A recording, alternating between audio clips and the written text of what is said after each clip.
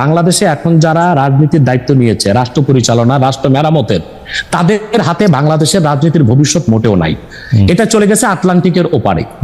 আমি সবসময় আমার বক্তব্যে ভারত বিরোধিতা করে এসেছি। আমি ভারতের আধিপত্য এক মুহূর্তের জন্য বাংলাদেশে মানতে পারি না। আমি বলেছি ভারতীয় হিন্দুত্ববাদ আর আধিপত্যবাদ থেকে বাংলাদেশ মুক্ত হয়েছে, কিন্তু মার্কিন আগ্রাসন ধেয়ে আসছে।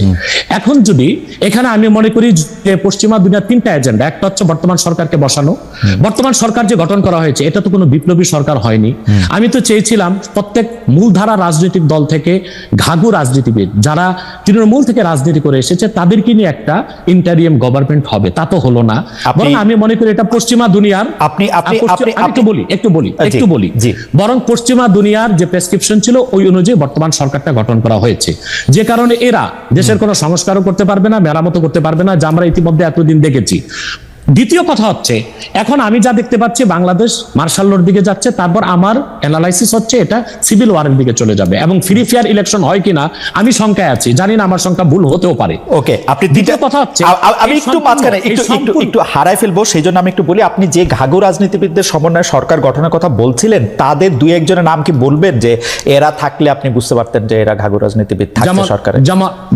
যেমন মনে করেন বিএনপি থেকে দুই একজন নেওয়া যেতে পারতো, জামাত ইসলামের ডক্টর শফিক সহ আরো কিছু অভিজ্ঞ কিছু নেতা নেওয়া যেতে পারতো, এবং আরো যেমন ছাত্র সমন্বয়কদের থেকে যারা যেমন তাদেরকে যারা বুদ্ধিভিত্তিক নেতৃত্ব দিয়েছে তাদের রাখা যেতে পারতো। অর্থাৎ বাংলাদেশে যে রাজনীতি করবে তারা বাংলাদেশের ইতিহাস, ঐতিহ্য, এই জাতির নৃতত্ব সম্পর্কে জানা থাকতে হবে, নতুবা এই জাতিকে কেউ শাসন করতে পারবে না।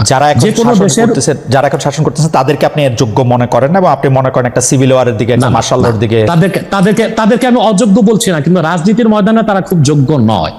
তারা যদি খুবই যোগ্য হতো তাহলে দেশ কি এই অবস্থায় যায়? এখন লুটপাট, ধর্ষণ যেভাবে বেড়েছে, এখন এটা তো স্বাভাবিকই মনে হচ্ছে যে দেশ কোনো ভালো গন্তব্যে যাচ্ছে না। এখন আমার কথাটা শুনুন, আমি আগ থেকেই বলে এসেছি, এই সবগুলো বিপদ হুমকিকে ওভারকাম করা যেত এবং মার্কিন আগ্রাসনকে ঠেকিয়ে আমরা একটা সুন্দর বাংলাদেশ ফেয়ার এবং ফ্রি ইলেকশনের মাধ্যমে করতে পারতাম। এটার দায়িত্ব যদি ইসলামপন্থীগণ নিতেন। এখন ইসলামপন্থী কারা? শুধু জামাত ইসলামীকে তো দিলে হবে না। এই দেশে 3 থেকে 3.5 লক্ষ মসজিদের ইমাম হচ্ছে হেফাজতের লোক। তারা হচ্ছে মসজিদগুলোকে কন্ট্রোল করে, এবং প্রত্যেকটা সমাজ কিন্তু এখনো মসজিদ কর্তৃকই নিয়ন্ত্রিত। ইমাম সাহেবের কথাটাই সমাজের লোক শুনে। তো বোঝা যাচ্ছে বাংলাদেশের রাজনীতিতে মূল শক্তি হিসেবে আসতে পারে হেফাজত ইসলাম বাংলাদেশ, তাদেরকে নিতে হবে।